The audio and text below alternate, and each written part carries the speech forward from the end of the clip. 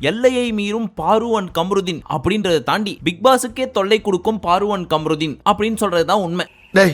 இவன் வேற என்னை ரொம்ப டார்ச்சர் பண்றான்டா. பெரியவங்க மட்டும் புரிஞ்சுக்கிற மாதிரி சொல்லணும் அப்படின்னா இவங்க ரெண்டு பேரால கண்ட்ரோலா இருக்கவே முடியல. எஸ்பெஷலி பாருவால சுத்தமா முடியல. கம்ருதீன் ஒழுங்கா இருந்தாலும் மைக்க கயட்டு இந்த ரூம்குள்ள வா இப்படின்றதுக்கான இனிஷியேஷன் எடுக்கிறது யாரு அப்படின்னு பார்த்தா இந்த பாரு தான். ஒரு சாம்பிளுக்கு ஒரு வீடியோ போட்டு காட்டுறேன். அதை பாக்குறப்போ பேசிக் ஐக்யூ இருக்கிற எல்லாருக்குமே புரியும் இவங்களோட இன்டென்ஷன் என்ன, எதுக்காக பாரு இப்படி ரியாக்ட் பண்றாங்க அப்படின்னு. அதை கொஞ்சம் பாக்குறீங்களா?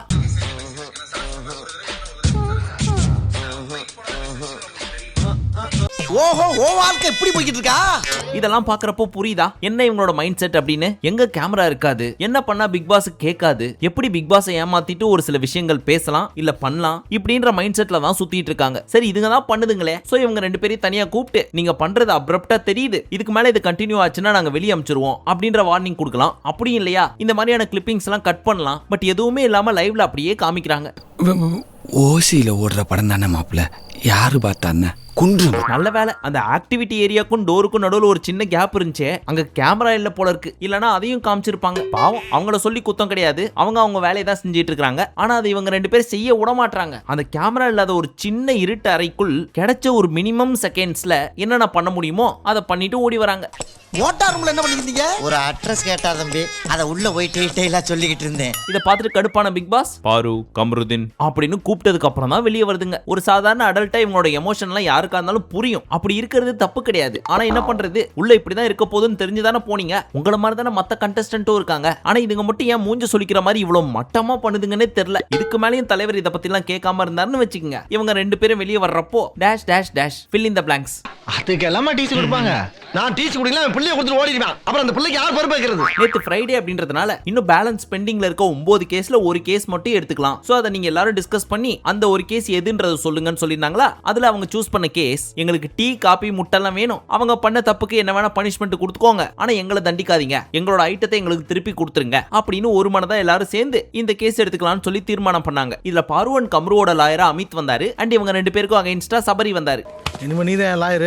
இப்ப அமித் எதுக்கு வந்தாரு, என்ன பேசுவார் இந்த இடத்துல அப்படின்னு கேட்டா, அதான் ஆல்ரெடி பனிஷ்மெண்ட் கொடுத்துட்டீங்கல்ல, அப்புறம் எதுக்கு புது கேஸ், இது இவங்க ரெண்டு பேரோட பேரை கெடுக்கும் ஒரு செயல் அப்படின்னு கேட்டு நிக்கிறார். இந்த மனுஷன் பேர் கொஞ்சம் ஜென்டில்மேன், நல்ல மனிதர் அப்படின்னு இருந்துச்சு. எப்ப இந்த பீஸோட கேஸ் எடுத்தாரோ அந்த செகண்ட்ல இருந்து முடிக்கிற வரைக்கும் பொறுமையா இருந்த மனிதரை கடுப்பாகிற அளவுக்கு பண்ணி விட்டுருச்சு இந்த பாரு. யோ அந்த பாயிண்ட் எடுத்து வையா, யோ இத சொல்லியா அப்படின்னு பின்னாடி இருந்து நோண்டிக்கினே இருக்குது. உள்ள அத வையா, உள்ள அதே எடுத்து தொலைடா.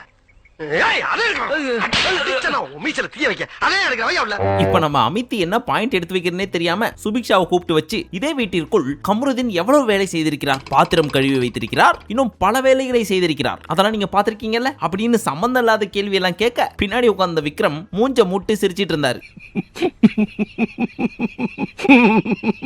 இத பார்த்த கம்ருதீன் என்ன சிரிக்கிற, நீ அது கூட செஞ்சதில்ல அப்படின்னு அவரு பிரச்சனைக்கு இருக்கிறாரு. இந்த பிரச்சனையை சப்பையா முடிச்சிருக்கலாம். ஆமா நாங்க செஞ்சது தவறு தான், அதுக்கான பனிஷ்மெண்ட்டை நாங்க ஏத்துக்கிறோம், முடிஞ்ச அளவுக்கு செய்ய ட்ரை பண்றோம், நேத்து என்னதான் கோவப்பட்டாலும் கடைசியில வேலையை நாங்க தானே செஞ்சோம், இனிமேவும் செய்வோம் அப்படின்னு சொல்லி முடிச்சிருந்தா இந்த கேஸ் எப்போ முடிஞ்சிருக்கும். ஏன்னா ஆல்மோஸ்ட் வெள்ளிக்கிழமையே வந்து போச்சு, இன்னும் ஒரு நாள் தான் இருக்கு. எப்படியும் சனிக்கிழமை ப்ரொடக்ஷன் ஷோர் வந்துரும், ஞாயிற்றுக்கிழமை உள்ள இருக்க திரையெல்லாம் மூடி விட்டு ஹவுஸ் கீப்பிங் வந்து கிளீன் பண்ணிட்டு போயிட போறாங்க. சோ சப்பையா முடிக்கிறத விட்டு உள்ள இருக்கிறவங்கள்ட்ட எல்லாம் பிரச்சனை இழுத்து இந்த பாரு பைபிள கூட சேர்ந்துக்கிட்டே தன்னோட தலைமையில தானே மண்ணள்ளி போட்டுக்குது. என்ன பத்தி பேசு, யார பத்தி ஏதாவது பேசுன. இந்த வீட்டுக்குள்ள இருக்கிற எல்லாருக்குமே இது ஒரு காவு வாங்குற செவுரு அப்படின்றது தெரிஞ்சிருக்கு. ஆனா பாவம் நம்ம கமருக்கு எல்லாம் தெரிஞ்சோம் இந்த செவுரு தான் எனக்கு வேணும், அதுக்குள்ளதான் போய் தலையை விடுவேன் அப்படின்னு என்ன பண்றது. அவ என்ன ஜெட்டி போட வச்சாலும் பரவாயில்ல குருஜி, எனக்கு அடை வேணும், அதுவும் இப்ப பார்வ கூண்டுக்குள்ள அடைச்சி எதுக்காக மைக்க மறைச்சிட்டு பேசுனீங்க அப்படின்னு கேட்டதுக்கு ஏதோ ஒன்று பயங்கரமா சொல்லியிருக்காங்க. ஆனா பிக் பாஸ் டீம் கட் பண்ணி நமக்கு என்ன தேவையோ அதை மட்டும் தான் காமிச்சிருக்காங்க. அதாவது கொஞ்சம் பத்திலாம் பேசணும், அந்த என் வீட்டோட அக்ரிமெண்ட் பேப்பர்ஸ் மணி சம்பந்தப்பட்ட மேட்டர் ஏகப்பட்டது இருக்கு, அதனாலதான் மறைச்சோம் அப்படின்னு அடிச்சு விடுது. அப்படி அது மணி அக்ரிமெண்ட் சம்பந்தப்பட்ட மேட்டர் அப்படின்னா அது எதுக்கு சொல்லி முடிச்சதுக்கு அப்புறம் கெக்க பக்கான்னு சிரிக்கணும்? ஒருவேளை அந்த மணி சம்பந்தப்பட்ட மேட்டரா இருக்குமோ? அதான் கவுண்டமணி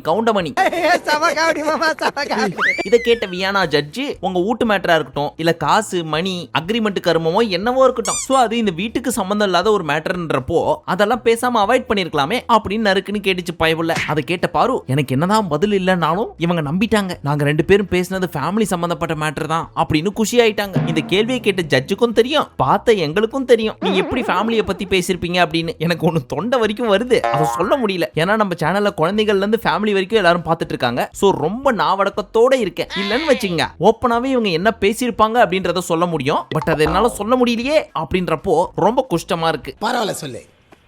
வேண்டாம் சார். பரவாயில்ல சொல்லியா. வேண்டாம் சார். இப்ப இந்த மேட்டர் பத்தி பேசிட்டு இருக்கிறப்ப அமித் குறுக்க பேச வியானா கடுப்பாயிட்டாங்க. ஏங்க ஒரு ஜட்ஜ் நான் பேசிட்டு இருக்கேன், எனக்கு அகைன்ஸ்டா பேசிட்டு இருக்கீங்க நீங்க அப்படின்னு பேசுறப்போ இல்லங்க அந்த மேட்டர் தான் பேச வந்தேன் அப்படின்றாரு அமித். ஹலோ அமித், ஜட்ஜு கிட்டே கூட பேசுறீங்களா அப்படின்னு கேட்டாரா வினோத். ஆனாலும் நம்மளால பேசிட்டே இருந்தாரு. அதுக்கு நம்மளால ஒரு கவுண்டர் கொடுத்தாரு, அதை நீங்களே பாருங்க. ஜட்ஜி எதுக்கு நீங்க அவங்க கிட்ட பேசுறது அவங்க பேசுறது நான் வந்து சார் ஷட் அப் ப்ளீஸ்.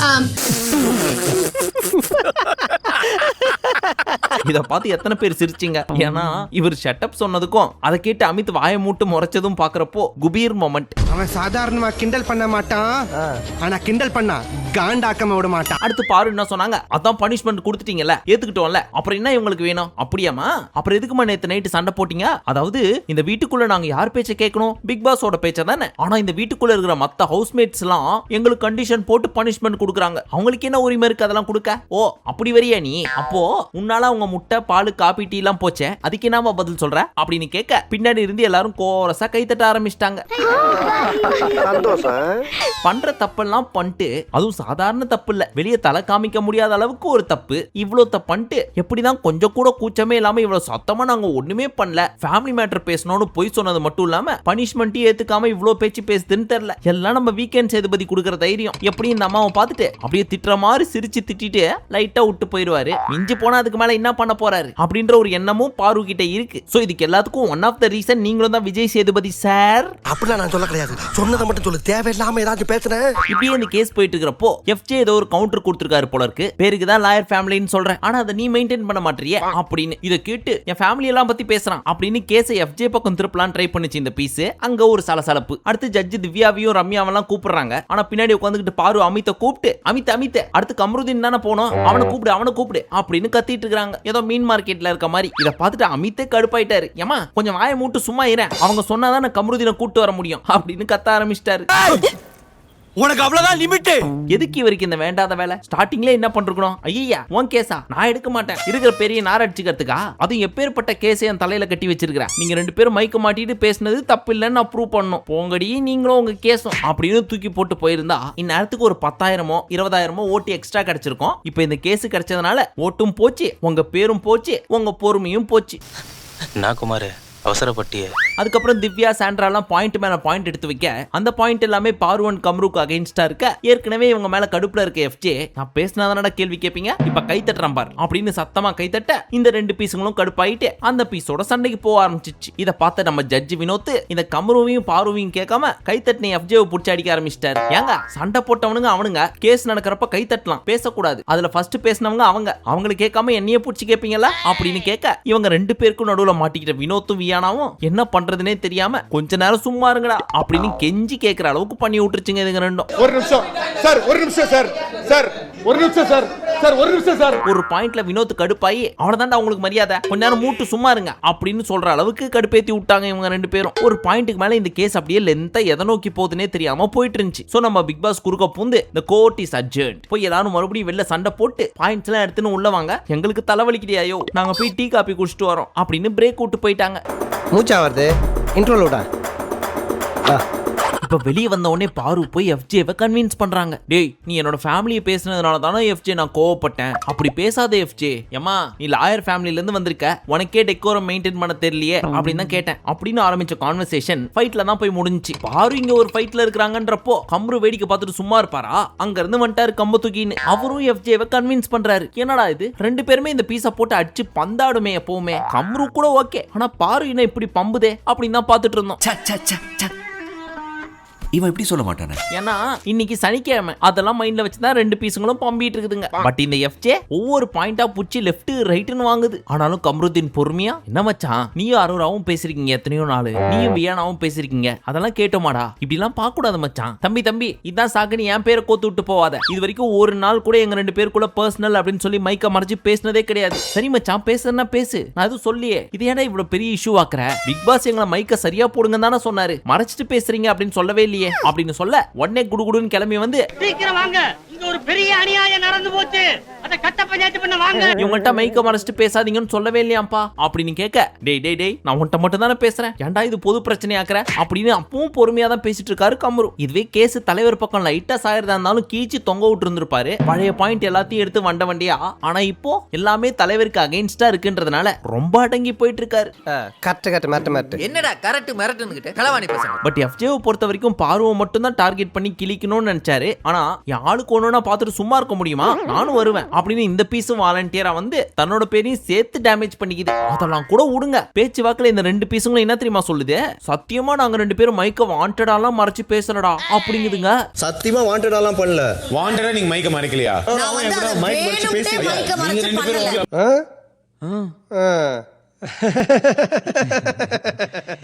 எப்படிடா? அப்படியா? அச்சச்சோ, நம்ம கண்ணுக்கு தான் தப்பா தெரிஞ்சிருக்கு போல இருக்கு. அவங்க சத்தியமா வாலண்டியரா மறைச்சு பேசலையாம்பா, தெரியாம மறைஞ்சிச்சான். நம்ம அது என்னன்னு பாத்துருவோமா? ஒரு நிமிஷம்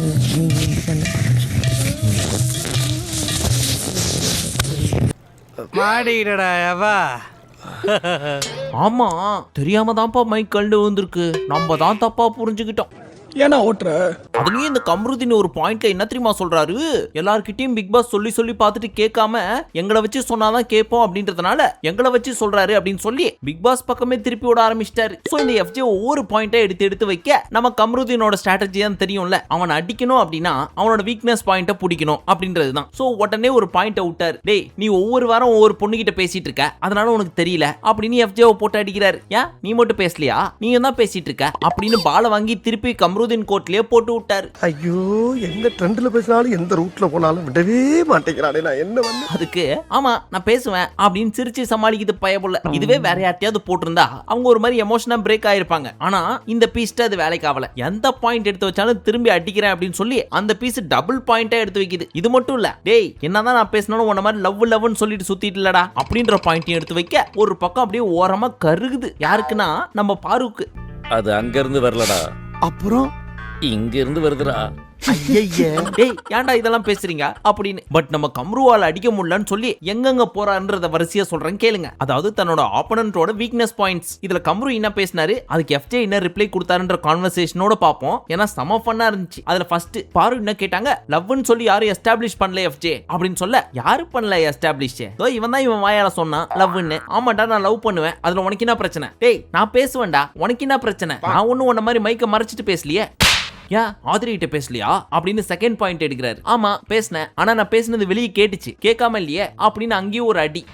அடுத்து 3வது பாயிண்ட், டேய் அந்த பொண்ணு தான் உன்னை அசிங்கப்படுத்துச்சுல்ல அப்படின்னு சொல்ல, இதுல என்னடா அசிங்கம், ஒரு பொண்ணு முன்னாடியே ஒரு பிரச்சனையை பேசி சால்வ் பண்றேன் அடுத்த லெவல்ல போக கூடாதுன்னு சொல்லி, அது எனக்கு அசிங்கமா தெரியல. பட் உங்களை மாதிரி இது லவ்வா ஃப்ரெண்டா அப்படின்னு பார்த்து ஓட்டுற அளவுக்கு நாங்க ஒன்னும் அசிங்கமா பண்ணவே இல்லை, சோ நீங்க பண்றதுதான் அசிங்கம் அப்படின்னு போட்டு அங்கேயும் ஒரு அடி. நீ கேட்ட ஒவ்வொரு கேள்வி என்ன செருப்பால் அடிச்ச மாதிரி இருக்குடா. இப்ப இதுங்க ரெண்டும் ஒண்ணு கூடிட்டு அது எங்க இஷ்டம் லவ்வா ஃப்ரெண்ட்ஷிப்பான்னு பாத்துக்கிறது, நீ யார் சொல்றதுக்கு அப்படின்னு கேட்க, இப்ப என்ன சாரி சொல்லணும் அவ்வளவுதானே, சாரி சாரி சாரி இப்படின்னு வேற மாடுலேஷன்ல கேட்ட உடனே பின்னாடி வந்த பாரு உர்றா அவனை உர்றா அத்தோட போயிருவான் அப்படின்ற மாதிரி ஒரு சொரண்ட அவ்வளவுதான். பின்னாடி வந்து சொரிஞ்ச உடனே சைலண்ட் ஆயிருவாரு அப்படின்னு உடனே அம்மனி இதை வேற மாதிரி கொண்டு போறாங்க. என்ன வார்த்தரா சொல்றான், பின்னாடி வந்து சொரண்ட உடனே சைலண்ட் ஆயிருவாரா, என்ன இதெல்லாம் பேச்சு அப்படின்னு மறுபடியும் கம்ருதீனை கிளப்பி விடுது இந்த பீஸ். உண்மையை சொல்லணும்னா ஒரு பாயிண்ட்ல கம்ருதீனை பாக்குறதுக்கு பரிதாபமா தான் இருந்துச்சு. ஏன்னா கீ குடுக்குற பொம்மை மாதிரி கம்ருதீனை வச்சு ஆட்டிட்டு இருக்குது இந்த பாரு. உலகத்துல உள்ள போருக்கும் வாருக்கும் மூல காரணம் யாருன்னு பார்த்தா ஒரு பொண்ணா தான்டா இருப்பா. ஓம் பின்னாடி ஒரு பொண்ணு தான் இருக்கா, அவ சாவி கொடுத்து திருகுறா, நீ ஆடுற. இந்த ஒரு விஷயத்திலே பாருங்களேன், இப்போ ஒருவேளை அந்த பக்கம் பாரு இல்லன்னு வச்சுங்களேன், சாரி அப்படின்னு உடனே இந்த மேட்டரை சப்பையா முடிச்சுட்டு போயிட்டே இருந்திருப்பாங்க. ஆனா அங்கேயும் வந்து சொரண்டானா என்ன வார்த்தை இது அப்படின்னு பெருசா ஏதோ ஒன்று சொன்ன மாதிரி பூதாகரமா வெடிக்க வைக்கிறதுக்கு மெயின் காரணம் இந்த பாரு தான். விஷம் 1 நம்பர் விஷம். விடு மச்சான், நானே ஃபர்ஸ்ட் போறேன். அப்படியே போய் எல்லார்கிட்டயும் அவன் என்ன வார்த்தை சொன்னா கேட்டியா, என்ன சொன்னா பாத்தியா அப்படின்னு எக்ஸ்ட்ரா பிட் போட்டு பண்ணிட்டு இருக்காங்க. இப்ப சொரிஞ்சோனே சைலண்ட் ஆயிடுவாங்க. என்னது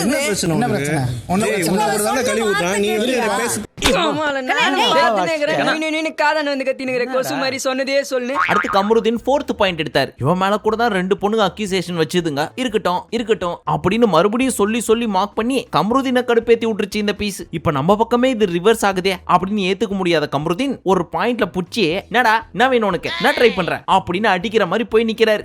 அதுக்கு மேல போகாது அப்படின்றது இந்த வீட்டுக்குள்ள இருக்கிற எல்லாருக்கும் தெரியும். விலையோட ஆள் இருக்கிற தைரியத்துல தான் 2 பேரும் இப்படி மால் கட்டுறாங்க.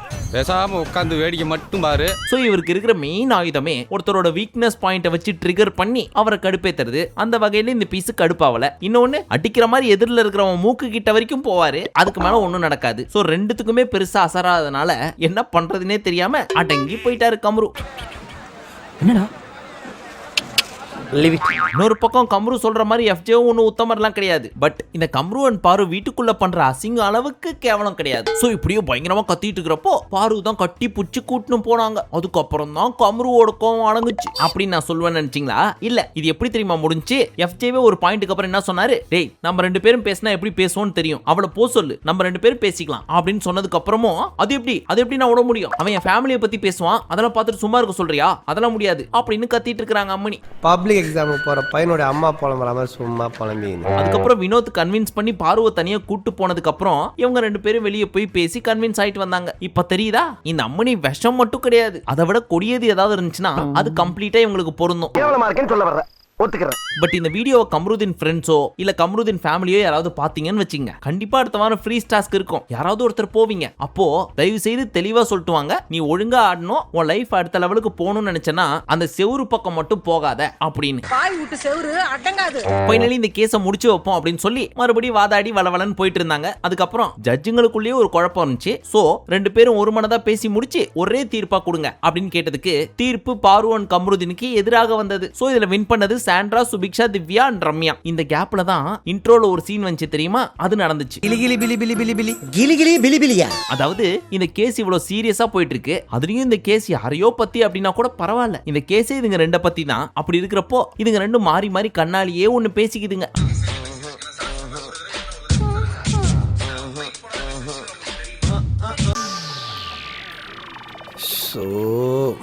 சோ இதுல இருந்து உங்களுக்கு என்ன புரிஞ்சுச்சோ அதை புரிஞ்சுக்கோங்க, அது போதும். இதை டீடைலிங்லாம் பண்ண முடியாது. அது ஓரளவுக்கு உங்களுக்கு புரியணும் அப்படின்னா ஒரு வகையான பசின்னு வச்சுங்களேன். என்னமா 10-15 வருஷமா பட்னி பசிமா கிடக்குற மாதிரியே ஃபீல் பண்ணி சொல்ற.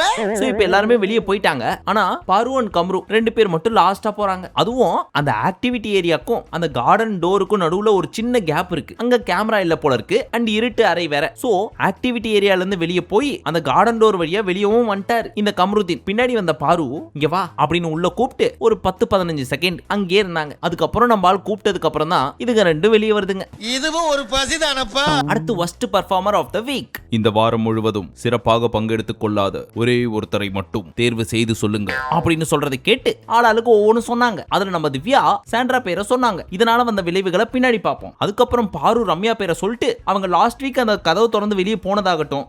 பாரு இங்க பாரு, என்ன எவ்வளவு வேணா கேவலமா திட்டிக்க, இல்ல ஒண்ணுமே பண்ணலன்னு கூட சொல்லிக்க, ஆனா அதை மட்டும் இழுக்காத. மத்தவங்க எல்லாம் என் பேரை சொல்றப்ப ஏதாவது திரும்பி பேசினா சோ அதனால நீ என்ன வேணா சொல்லிக்க, ஆனா வெளியே போனதை மட்டும் சொல்லாத பாரு. அது அடிக்கடி சொல்லினே இருக்காரா அப்படின்னு மறுபடியும் ஒப்பாரி வைக்கிறதுக்கு ஸ்டார்ட் பண்ணிச்சு இந்த பீஸ். அதுக்கப்புறம் இந்த அம்மாவே பிரேக் எடுத்துட்டு உள்ள போய் ஒப்பாரி வைக்கலாம்னு போச்சு. அப்புறம் தனக்குத்தானே ஆறுதல் எப்பவும் போல சொல்லிக்கிட்டு வெப்பனை ஓபன் பண்ணாம அப்படியே திரும்ப வந்து உட்காந்துக்குச்சு. கண்ணாடி எடுத்து மாட்டா, அப்புறம் எப்படி கலவரம் தெரியும்? இப்ப எப்படி? பரவாயில்ல, தேடு, இங்க போட்டு வா போ. சோ இந்த வீக்கோட worst performer ரம்யா தான் தூக்கி ஜெயில போட்டாங்க. அப்ப சாண்ட்ரா பாரு கிட்ட சொல்றாங்க, பாத்தியா பாரு, விஜய் சேதுபதி சார் அப்பவே சொன்னாரு உன் கூட இருக்கிறது தான் உனக்கே குழி பறிக்கும் அப்படின்னு. அப்ப புரியல, இப்ப புரியுது. அப்படின்னு திவ்யாவை பத்தி சொல்லிட்டு இருக்காங்க. அதாவது சாண்ட்ரா இந்த வாரம் ஃபுல்லா பயங்கரமா பெர்ஃபார்ம் பண்ணிருக்காங்க. ஆனாலும் திவ்யா இவங்க பேரை சொல்லிட்டாங்க. பட் இங்க சாண்ட்ரா கேக்குறது நியாயம் தானே, நான் ஒண்ணுமே பெர்ஃபார்ம் பண்ண மாட்டேன், இருந்தாலும் என் பேரு திவ்யா சொல்லக்கூடாது தானே அப்படின்னு எதிர்பார்க்கறது ஒன்றும் தப்பு கிடையாது. நீங்க எதிர்பார்க்கறது கரெக்ட் தான் சாண்ட்ரோ, திவ்யா மேலதான் தப்பு. ஆக்சுவலி பார்த்தா பெஸ்ட் பெர்ஃபார்மர் அப்படின்னா சாண்ட்ராக்குன்னு கொடுத்துருக்கணும். பட் பெஸ்ட் பெர்ஃபார்மர் யாருன்னு கேட்கல. ஹலோ, என்ன கலாய்க்கிறீங்களா?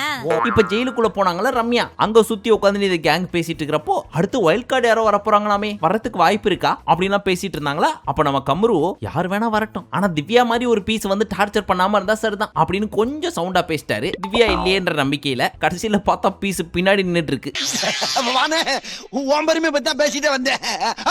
செத்தாரு சிவனாண்டி. எப்படிடா நீ பேசலாம், இல்ல எப்படி பேசலாம்? உன்னை நான் சிவியரா வான் பண்றேன், இத்தோட நிறுத்திக்க. எப்படி நான் இல்லாதப்ப என் பேரை நீ யூஸ் பண்ணலாம்? என்ன மிரட்டுறீங்களா? யோ தைரியம் தான் ஆள் இருக்கிறப்ப பேசணும். எனக்கு ஆள் இல்ல, ஸ்டில் ஐ எம் சிங்கிள். ஆமா ஆமா நாங்க தான் பாத்துட்டு இருக்கிறோமே. நீ வீட்டுக்குள்ள என்ன கூத்து வேணா பண்ணு, ஆனா என் பேர் எடுக்காத. என்ன கூத்து வேணா பண்ணலாமா அப்படின்னு டிங்கி டிக்கி டான்ஸ் ஆட ஆரம்பிச்சிச்சு. பைத்தியம். சோ ஒரு பக்கம் அந்த அம்மா புடிச்சு ஃபயரா விட்டு தள்ள, இவரு அதெல்லாத்தையும் வாங்கி வாங்கி தண்ணி ஊத்தி அணைச்சு விட்டுறாரு. நேத்து ஃபுல்லா இவங்க 2 பேர் போட்ட ஃபைட் எல்லாம் பாக்குறப்போ உங்களுக்கு எப்படி இருந்துச்சோ எனக்கு தெரியல, ஆனா நான் ஊந்து சிரிச்சுட்டே இருந்தேன். கம்ருதீன், நம்ம 2 பேரும் பேசிக்க வேணாம் தான் மியூச்சுவலா பேசி பிரிஞ்சுக்கிட்டோம்ல, அப்புறம் ஏன் என் பேர் எடுத்தீங்க? இப்போ என்ன, இப்போ உங்க பின்னாடி உங்க பேரை யூஸ் பண்ணிட்டு தானே கத்துறீங்க? உங்க முன்னாடியே சொல்றேன், உங்க கேம் கேவலமா இருந்துச்சு, உங்க கேப்டன்சி கேவலமா இருந்துச்சு. போதுமா இந்த தைரியம்? ஓ நீ அப்படி வரியா, இருடி அப்படின்னு அங்கேயே பீன் பேக் போட்டு இந்த அம்மா உட்காந்துக்கிட்டு நீ நானா பாத்துக்கலாம் அப்படின்னு சொல்லி பேச்சு பேசிட்டு இருந்தாங்க. அவன் பயங்கர ரோசக்காரன் போல அப்படியே நின்ட்டான். அப்புறம் நம்ம மட்டும் அப்படியேதான். அப்ப அவரு ஆமா இவ பெரிய சூரி கிழிச்சிருவா அப்படின்னு சொல்ல, ஆமா நீ பெரிய பூரி அப்படின்னு சொல்லிட்டு அந்த அம்மாவே சிரிக்க ஆரம்பிச்சிச்சு. சோ இந்த மாதிரி போயிட்டு இருக்கிறப்ப எப்படி சீரியஸா பார்க்க தோணும்? சம ஃபன்னா ஜாலியா சாஞ்சி என்ஜாய் பண்ணிட்டு இருந்தேன் இதுங்க 2 அடிச்சுக்கிறத பார்த்து.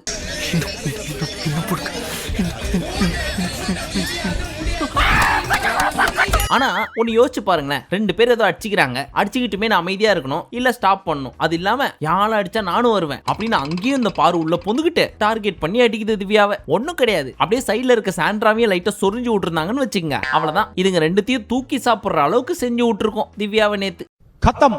ஒரு பாயிண்ட்ல இந்த கம்ரு ரொம்ப டெப்தா போய் பேச ஆரம்பிச்சிட்டாரு. உன்ன மாதிரி எனக்கு மூக்க தூக்கிட்டு பேச தெரியாது, காக்காவும் வாயில ஆய் போவும் இப்படின்லாம். இதுக்கு நம்ம திவ்யாவும் இதான் உனக்கு இப்படிதான் பேச தெரியும், வாய்ஸ் கேவலமா இருக்கு, மூக்க தூக்கிட்டு பேசுறது, காக்கா வாயில ஆய் போறது, சோறு திங்கிறியா வேற ஏதாவது திங்கிறியான்னு கேக்குறது, இப்படின்னு அவர் பேசின எல்லா டயலாக்ஸையும் கிளப் பண்ணி ஒரே ஃப்ளோல அடிக்க, ஏ போடி அப்படின்ட்டாரு. எப்படி என்ன போடின்னு சொல்லலாம், எப்படி என்ன டீன்னு சொல்லலாம்? நான் உன்னை டான்னு சொன்னா, இன்னொரு தடவை டீன்னு சொன்னேன் அவ்வளவுதான். என்ன பண்ணுவ நீ சொல்லி பாரு, இல்ல என்ன பண்ணுவ, இல்ல நீ சொல்லிதான் பாரு, நீயும் கேவலம்னு சொல்லி பாரு, அப்ப நானும் சொல்லுவேன் அப்படின்னு மாறி மாறி அடிச்சுக்கிச்சுங்க. செருப்பு பிஞ்சிரும். ஏய் மரியாதை, அதெல்லாம் உனக்கு தர முடியாது. அப்ப கிளம்பு. நீ யாரு, என்ன போறதுக்கு நீ யாரா? இதுல பரிதாபம் யாருன்னு பார்த்தா நம்ம அமித் தான். சும்மா சிவனேன்னு ஓரமா உட்காந்து வேடிக்கை பார்த்துட்டு இருந்தாரு. அங்க இருந்து வந்த திவ்யா, ஏங்க அவர் காக்கா என் வாயில ஆய் போவும்னு சொல்றாரு, அதை பார்த்து சிரிச்சிட்டு இருக்கீங்களா நீங்க அப்படின்னு அழுவ ஆரம்பிச்சிட்டாங்க. நம்ம ஜென்டில்மேனும், ஏங்க நான் சிரிக்கவே இல்லைங்க, சத்தியமா நான் சிரிக்கலைங்க, நான் அவன்கிட்ட சொன்னேன் இப்படிலாம் பேசாதன்னு, அவன் கேட்காம பேசிட்டு இருக்காங்க அப்படின்னு கெஞ்ச ஆரம்பிச்சிட்டாரு. அவரை பாக்குறதுக்கே பரிதாபமா போச்சு. ஏன்டா இந்த வாரம் தலையாகணும்ன்ற அளவுக்கு எல்லா பீசுங்களும் போட்டு இந்த ஆளோட மண்டைய உருட்டுன்னு உருட்டுதுங்க. ஜாலியா மனுஷன் வீட்டுல குழந்தையோட உட்காந்துட்டு கோகோ மேலன் பார்த்துட்டு இருந்தார். அவரை கூட்டின்னு வந்து உள்ள விட்டு குரலி வித்தெல்லாம் காட்டி பார்க்க வச்சது மட்டும் இல்லாம ரத்த வாந்தி எடுக்க வைக்காம விட மாட்டாங்க போல இருக்கு. அப்புறம் பரிதாபப்பட்ட அமித் போய் என்ன பண்ணாரு, கம்ருதீன்கிட்ட பேசி சமாதானப்படுத்தி நீ பண்ணதெல்லாம் தப்புன்னு சொல்லி ஓரளவுக்கு புரிய வச்சதுக்கு அப்புறம் நான் பண்ணது தப்பு தான், நான் டி சொல்லியிருக்க கூடாது அப்படின்னு சொல்லி ஃபீல் பண்ணிட்டு இருந்தாரு. சோ வினோத்தும் போய் கன்வின்ஸ் பண்ணி சாரி கேட்கறதுக்கு கூட்டு வந்தாரு. சோ அந்த பீஸும் சாரி கேட்கறதுக்கு தான் உண்மையிலே அங்கிருந்து வந்துச்சு. வந்து சா அப்படின்னு ஆரம்பிக்கிறதுக்குள்ள வினோத்தனா எத்தனை தடவை தான் கூட்டு வந்து சாரி கேட்க வைப்பீங்க? அவன் வாய்க்கு வந்ததெல்லாம் பேசுவான், அதை பார்த்துட்டே நான் சும்மா இருக்கணுமா? ஓகே கூல் டவுன் இதுக்காக ஏன் டென்ஷன் ஆவற அப்படின்னு இந்த பீஸ் ஆரம்பிச்சது. சோ இந்த பக்கம் இந்த பீஸும், ஏங்க நான் கொஞ்சம் பேசணும். இப்போ இவங்க ஒரு இடத்துல ஆரம்பிச்சாங்க, அதே ஃப்ளோல போகாம வை வை வை வைன்னு இங்க அங்க இங்கன்னு போயிட்டு இருக்காங்க அப்படின்னு சொல்லிட்டு பொசுக்குன்னு சிரிக்க ஆரம்பிச்சிச்சு. எதிரில் வேற வினோத்தா, அந்த மூஞ்ச பார்த்தோன்னு யாருக்கு தான் சிரிப்பு வராது? சாரி. சோ இவங்க 2 பேரும் சேர்ந்து சிரிக்க அவங்க மறுபடியும் கடுப்பாയി கிளம்பி போயிட்டாங்க. இதுக்கு தான் கூட்டு வந்தீங்கல்ல, என்ன கூட்டு வச்சு அசிங்கப்படுத்துறீங்கல்ல அப்படின்னு சீரியஸா கத்திட்டு இருக்கிறப்போ மறுபடியும் இந்த வினோத் பீஸ் சிரிக்க ஆரம்பிச்சிச்சு. இவனுக்கு தான் சப்போர்ட் பண்ணி கூட்டு வினோத் நீங்களும் சிரிக்கிறீங்களா? சிரிக்காத, ரொம்ப எரிச்சலா இருக்கு. நானே பண்றது மேனுஃபேக்சரிங் டிஃபெக்ட். நான் தான் சொல்றேனே, இதுங்க 2 அடிச்சுக்கிறத பாக்குறப்போ சிரிப்பு தான் வந்துச்சு. ஆனா அமித்துக்கு ஒரு பாயிண்ட்ல சந்தோஷம். அப்பாடா இவ்வளவு நேரம் என் மண்டை மட்டும் தான் உருண்டுட்டு இருந்துச்சு, இப்ப நீயும் பார்ட்னரா வந்துட்ட, தேங்க்ஸ் மாமே அப்படின்னு சந்தோஷப்பட்டிருப்பாரு. உங்களுக்கும் இந்த பிரச்சனை இருக்குன்னு தெரிஞ்ச பண்ணா எனக்கு நிம்மதியாகுது. அதுக்கப்புறம் மறுபடியும் சாரி கேட்க வைக்கலாம்னு சொல்லி இந்த வினோத் அங்க உள்ள கூட்டின்னு போனாரு. ஏமா சத்தியமா இவனை சாரி கேட்க வைக்கதாமா அவ்வளவு தூரம் திட்டி கூட்டின்னு வந்தேன், நீ சனிக்கிழமை குறும்படம் கூட போட்டுப்பாரு, அப்படி கூட்டின்னு வந்து சாரி கேட்க சொன்னா இவன் பண்ண விஷயத்துல நாங்க 2 பேரும் சிரிச்சிட்டோமா அப்படின்னு இவர் பேரு மட்டும் சொல்லாம அமித் பேரையும் சேர்த்து சொல்லி விட்டாரு. நானா என்ன கொடுத்துற நீ யோ நான் இங்கே சிரிச்சேன், நான் சத்தியமா சிரிக்கவே இல்ல அப்படின்னு அங்க கதற ஆரம்பிச்சிட்டாரு. இந்த சீன்லாம் பாத்தீங்கன்னு வச்சுங்களேன் செம்ம ஃபன்னா இருக்கும். அப்பவும் முடியல, மறுபடியும் போய் சாரி கேட்கலான்னு நிக்கிறாரு நம்பாளு. அப்போ திவ்யா புடிச்சு கத்திட்டு இருக்காங்க. எப்படி நீ இப்பெல்லாம் பேசுவ, வார்த்தை யூஸ் பண்ற அப்படின்னு சொன்ன பழைய மேட்டர் எல்லாத்தையும் திரும்ப எடுத்து அப்பவும் மறுபடியும் நம்பாள் சிரிக்க ஆரம்பிச்சிட்டாரு. அந்த அம்மா இன்னும் காண்டாயிடுச்சு. நீலாம் என்ன ஜென்மனே தெரியல, ஒருத்தங்க கடுப்புல இருக்கிறப்ப சிரிச்சு வெறுப்பேத்துற. சரி சரி நான் இப்ப கொஞ்சம் பேசட்டுமா அப்படின்னு ஆரம்பிக்க, போடா அப்படின்னு அந்த அம்மா கிளம்பி போயிட்டாங்க. இவரும் போடி அப்படின்னு கிளம்பி வந்துட்டாரு. மொத்தத்துல போடின்னு ஆரம்பிச்சது போடினே முடிஞ்சிருச்சு. So LHS is equal to RHS. கடைசியே இவர் போடான்னு சொல்லனா கூட எப்படி அந்த பொண்ணை பார்த்து நீ போடின்னு சொல்லலாம் அப்படின்ற ஒரு கேள்வி வந்திருக்கும். ஆனா திவ்யா ஃபுல் ஸ்டாப் வைக்கிறப்ப போடான்னு முடிச்சதுனால இந்த மேட்டர் பொது சபைக்கு வந்தாலும் ஆக்சுவலா ஒன்னு நோட் பண்ணி பாத்தீங்களா, இவங்களா காமெடி பண்ணணும்னு 1008 ட்ரை பண்றாங்க. அப்பெல்லாம் சிரிப்பே வர மாட்டேங்குது. உதாரணத்துக்கு இந்த கோர்ட் டாஸ்க்ல எல்லாம் என்னென்னவோ காமெடியான கேஸ் எல்லாம் போட்டு கொண்டு போனாங்க. அப்பெல்லாம் சத்தியமா சிரிப்பு வரல. ஆனா சீரியஸா ஒன்னு பண்ணிட்டு இருக்காங்க, அப்ப கண்ட்ரோலே பண்ண முடியாத அளவுக்கு சிரிப்பு வருது. வெரி சாரி, இது எனக்கு தோணுச்சு, எனக்கு சிரிப்பு வந்துச்சு. நீங்க மேபி சீரியஸா பாத்துருக்கலாம். பட் உங்களுக்கு எப்படி இருந்துச்சு அப்படின்றத கமெண்ட்ல சொல்லுங்க. சரி, மீண்டும் உங்களை நாளை காலை சந்திக்கும் வரை நன்றி, வணக்கம், நமஸ்தே, நமஸ்கார்.